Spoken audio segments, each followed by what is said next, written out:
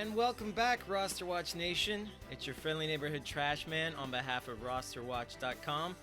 And this is the Garbage Grab. Today I'm going to be talking about some of my sophomore slump candidates. These are players in their second year who, may have popped in 2018, may have had great seasons, may have had good seasons, came out halfway through, but these are players that I think will ultimately regress in 2019 for a multitude of reasons that I'll get to very shortly. Anyways, I hope you guys had a wonderful 4th of July. I had a great weekend.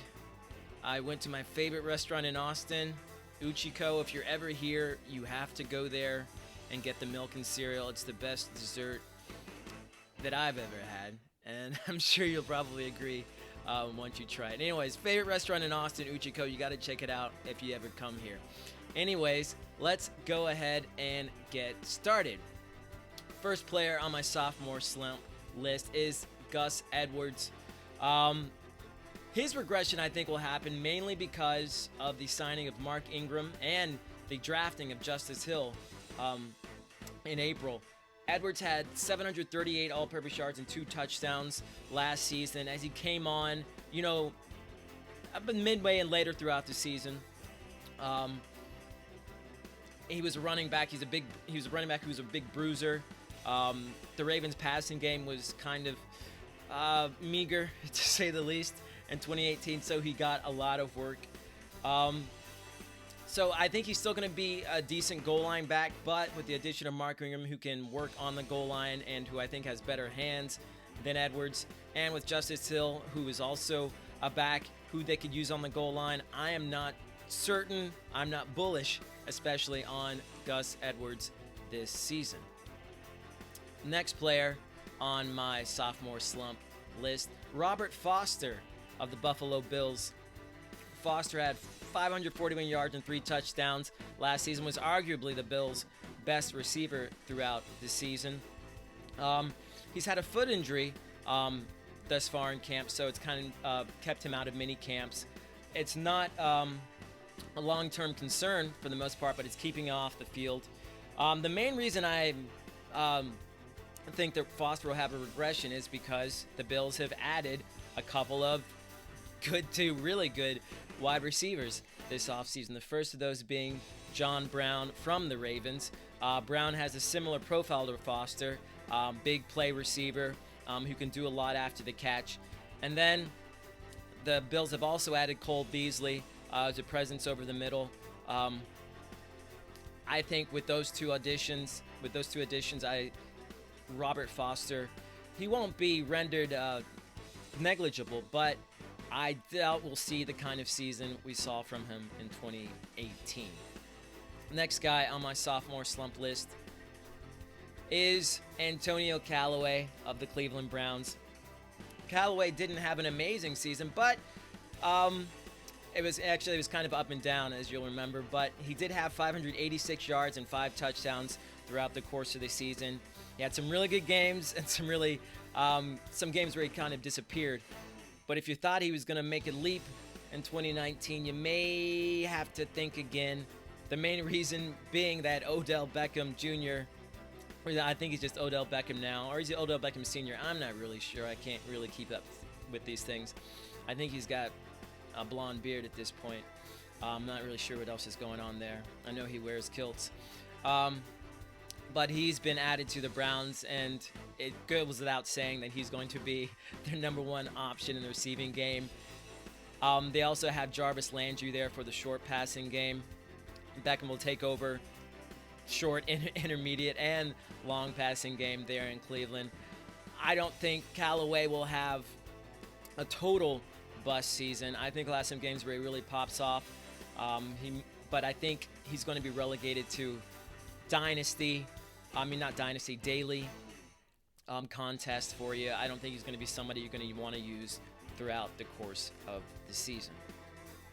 Next on my sophomore slump list is Sony Michel, who's actually been running at full clip recently, which is good news because he was out with some knee injuries. He's had a list of knee injuries over the course of his career. He just had a knee scope, which was more or less a routine procedure to clean that out. But We know he has the history of knee injuries. Michel had over 1,000 all-purpose yards, 6 touchdowns last season. And like I said, he's running at full tilt right now. But the Patriots did add Damian Harris out of Alabama in the draft. And he's somebody who can run a lot like Sony Michel. May actually be a little bit more powerful than Michel. And I think with Michel's knee injuries, I think they're going to give Harris a multitude of opportunities in the Patriots' backfield. So I don't think Michel is out of the running. I don't think he may end up being the Patriots' #1 back throughout the course of the season, but I don't see him popping off like he did in 2018. Next on my sophomore slump list is Josh Adams of the Philadelphia Eagles. He was actually the Eagles' leading runner last season. He had 511 yards, 3 touchdowns last season. You know, he was one of those guys who kind of came on as the season ran on. There was a lot of talent in the Eagles' backfield, and there's even more now with Miles Sanders being added in addition to Jordan Howard. Actually, Josh Adams might not even be on the Eagles roster when the season starts. So don't depend on him to have a second year rising or even have a second year similar to what he had in 2018. Next on my sophomore slump list is Nyheim Hines of the Indianapolis Colts. Hines ended up with 63 receptions, 739 yards, and 4 touchdowns in 2018 as the pass-catching back for the Colts. There are several reasons I don't think he's going to put up similar numbers in 2019. And the first of those is wide receiver Paris Campbell, who's been added to the mix. He's going to be playing over the middle, intermediate pass catcher kind of guy. And he can do a lot after the catch. I think he kind of makes Nyheim Hines a little bit redundant on the field. Also, Marlon Mack, who had a breakout season last year. I think he's just going to continue to do the same there for Indianapolis. And then there's Mo Alley Cox, who's been added to the tight end game. He's just another mouth to feed in the passing game. I think that Hines is the odd man out here. So while he may retain some value in PPR formats, I don't think he's going to be the spark plug that he was for you in 2018. Anyways, these were my sophomore slump candidates for 2019. They're not on my do not draft list by any means, but don't expect them to have the kind of years that they had in 2018. Don't depend on them to carry your teams this season in any form or fashion.